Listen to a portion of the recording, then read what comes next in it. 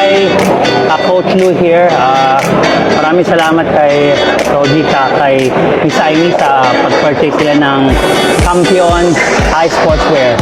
Kasi prone sa eye injuries ang pickleball. So, dapat ingat tayo, lalo na doon sa mga opponents natin na mahilig mag-speed up or mamaya mag-smash tapos accidentally papunta sa face natin tapos sumama sa ice, delikado eh. Kasi pag na-hospital ka, mas mapapamahal pa yung gastos. So far, Miss Amy, ano masabi mo sa Campion Eye It's a must buy. Kailangan talaga natin yung protection. Kasi according to the ophthalmologist na friend ko, ang dami nilang pasyente na tinamaan na ng bola sa mata. So, hindi natin alam yung disgrasya talaga, yung aksidente. So, kailangan, ang must buy, kayo nag-pickleball, dapat bumili ka talaga ng kitchen blocker. Yung ganito.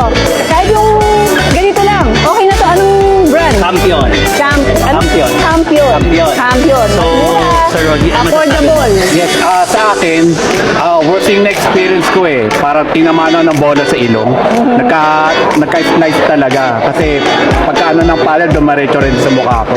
So twice nangyari sa akin yun. Siyempre, mga aggressive. Lalo na sa driving, lalo na pag nasa harap ka. Mahirap biglaan eh. Kaya maganda nakasuot ka ng Campion. At least ito kahit pa paano, worth it bilhin. No? Tsaka mura, madaling How much ba? sa presyo ng 550, no? So, Yes. Safe na. Pwede pa lagyan ng lens, kunyari, may grado yung mata mo. Pwede mo pagawa kahit dun sa recto, magkano lang, 500 lang yata yung lens eh. So, kung may grado ka, pwede. Yun lang. Thank you very much, ha? Okay. Nice, Coach.